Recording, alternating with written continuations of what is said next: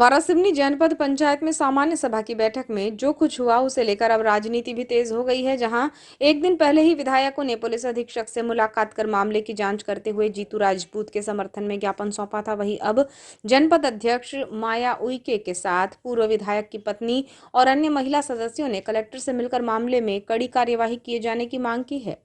जनपद अध्यक्ष ने कहा कि कांग्रेसी विधायक अपराधी का साथ दे रहे हैं, जबकि उन्हें नारी सम्मान और अस्मिता को बचाने के लिए लड़ाई लड़नी चाहिए, जबकि विधायक भी अपराधी को साथ दे रही हैं, ये उचित नहीं है। कलेक्टर मृणाल मीणा से मिलकर ज्ञापन सौंपते हुए जनपद अध्यक्ष माया उइके, पूर्व विधायक की पत्नी और पूर्व नगरपालिका अध्यक्ष स्मिता जायसवाल, निर्मला पटले और वारासिवनी जनपद की महिला सदस्यों और अन्य महिलाओं ने जनपद पंचायत में हुए विवाद पर अपनी बात रखी, जिस पर उन्होंने बताया कि कलेक्टर ने आश्वासन दिया है कि जांच के बाद ही कार्यवाही की जाएगी, जिसमें फिलहाल एट्रोसिटी का मामला दर्ज किया गया है, जिसमें जनपद सदस्य को जमानत भी मिल चुकी है। आगामी जांच के बाद दोषी पाए जाने पर विधि अनुसार कार्यवाही की जाएगी। घटना को लेकर वारासिवनी जनपद अध्यक्ष माया उइके ने बताया कि जनपद सदस्य जीतू राजपूत ने उनके साथ अभद्रता की और इसके गवाह जनपद उपाध्यक्ष और अन्य सदस्य भी हैं। उन्होंने बताया कि कुछ जनपद सदस्य जो विधायकों के साथ एसपी से मिलने पहुंचे थे, उनका कहना है कि ऐसी कोई घटना नहीं हुई है, लेकिन मैं बताना चाहती हूं कि जो सदस्य कह रहे हैं कि अभद्रता नहीं की गई, उस दौरान वे वहां उपस्थित ही नहीं थे।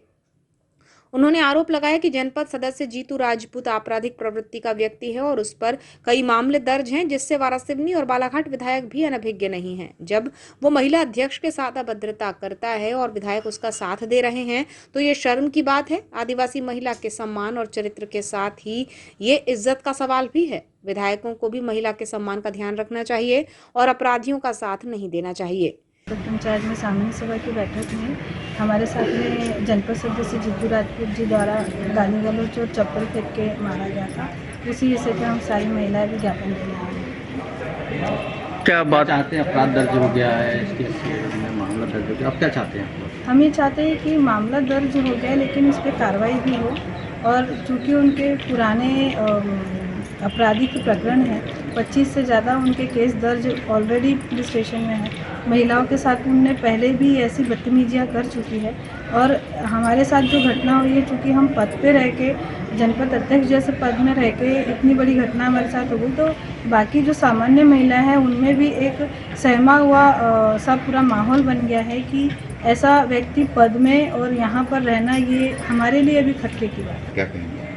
देखिए, उनमें तो शंकर इनवाते जी एक जो थे वो उस बैठक में थे, बाकी निशा इनवाते और नीतू कोरचे जी उस बैठक में नहीं थे।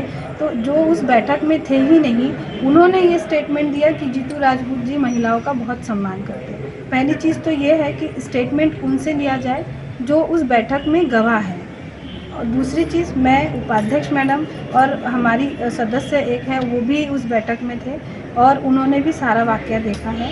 मैं अनुभव मुंजारे जी और विधायक जी से ये कहना चाहूँगी कि वो अनभिज्ञ नहीं है। जीतू राजपूत कितना आपराधिक है या नहीं है ये उन्हें जानकारी है, उसके बावजूद एक महिला पर अगर वो इस तरीके से प्रताड़ना कर रहा है और उनका साथ दे रहा है, ये बहुत शर्म की बात है। हम यहाँ पार्टीगत नहीं जाएंगे, यहाँ पे भाजपा और कांग्रेस का सवाल नहीं है, यहाँ पे एक आदिवासी महिला के सम्मान के उसके चरित्र के और उसके इज्जत का सवाल है। तो ऐसे जगहों पे अगर वो अपने पार्टी बेसिस को ध्यान में न देते, एक महिला के सम्मान का वो ध्यान रखे, मैं यही कहना चाहूँगी। जनपद सदस्य जीतू राजपूत द्वारा मीडिया में जनपद अध्यक्ष माया उइके के खिलाफ प्रमाण पत्र गलत होने की बात सामने लाई गई थी, जिस पर अध्यक्ष श्रीमती उइके ने कहा कि प्रमाण पत्र में त्रुटिवश गोंड की जगह गोड़ा लिखा गया है, जिसे सुधारने के लिए आवेदन दिया गया है। उन्होंने बताया कि जहां भी जाति प्रमाण पत्र की आवश्यकता पड़ी, शिक्षा के लिए, छात्रवृत्ति के लिए या फिर चुनाव लड़ने के लिए, मैंने यही प्रमाण पत्र प्रस्तुत किया। अगर त्रुटि होती तो प्रशासन इसे बताता, लेकिन ऐसा नहीं हुआ है। मुझे वर्ष 2002 में जाति प्रमाण पत्र जारी हुआ था, जिसके सुधार के लिए आवेदन दिया गया है और कार्यवाही की जा रही है। मेरा जाति प्रमाण पत्र फर्जी है, ये कहना सरासर गलत है। अब आपका एक जाति प्रमाण पत्र संदर्भित मामला सामने है, क्या है जाति प्रमाण पत्र को लेकर? ये प्रमाण पत्र को लेके जो बात आई है, चूँकि उसमें शायद त्रुटि है, गोंड की जगह गोंडा हो गया है, जो कि एससी इसमें आता है, और उसके करेक्शन के लिए भी हमने एप्लीकेशन दायर कर दी है।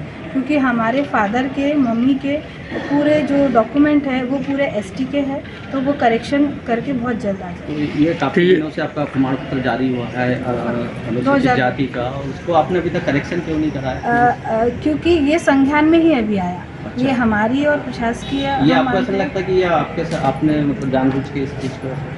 नहीं, देखिए हम जब इलेक्शन लड़े एसटी से ही मिले रहे, हमारे जाति प्रमाण पत्र भी वहाँ पे सबमिट हुआ। अगर हम वैलिड नहीं होते तो शायद हम निर्वाचित ही नहीं होते। आपका प्रमाण पत्र कहाँ का लगाया था उस समय? वही जो आपके सामने प्रस्तुत हुआ है वही प्रमाण पत्र एक ही है हमारे तो पास। उसमें एससी लिखा हुआ है जी, तो अब वही तो सवाल है कि उस प्रमाण पत्र के हिसाब से हमारा पूरा एजुकेशन भी हुआ है, हमारी स्कॉलरशिप भी एसटी की आई हुई है और हमारा निर्वाचन भी हुआ है। तो अब वो जांच का विषय है और जांच से पहले हमें ये कहा गया है कि अगर हम सबमिट नहीं कर पाए अपने ओरिजिनल डॉक्यूमेंट तो वो जांच का विषय बनेगा, अन्यथा हमारे पापा के डॉक्यूमेंट जो है वो तो हमारे लिए भी लागू है। मतलब आप मानते हैं कि आपका जो जाति प्रमाण पत्र है वो अनुसूचित जाति का है, एसटी का नहीं है? एससी का नहीं है, एसटी का ही है, वो बाय मिस्टेक एससी हुआ है। अब क्या करेंगे इसको? उसको अब करेक्ट करवाएंगे। जो देखिए वो एक कागज़ है और कई चीज़ें होती हैं हमारे सर्टिफिकेट में, हमारे डेट ऑफ बर्थ में, डेथ सर्टिफिकेट में, आधार कार्ड में, पैन कार्ड में कई त्रुटियां हो जाती है जिसको हम जाके प्रशासकीय लेवल पे सुधार करते हैं। कौन से साल में जारी हुआ है जाति? ये 2002 में। अभी तक अभी नॉलेज में आया ये आपके? जी, ये हमारी भी गलती है कि अभी तक के हम उसको सबमिट कर रहे थे और वो एक्सेप्ट होते जा रहा था, तो हमने भी उसे उतने लीगली बहुत अच्छे से गौर से पढ़ा नहीं था। अब चूँकि वो संज्ञान में आया है तो उसके करेक्शन के लिए हम कार्रवाई करें। अभी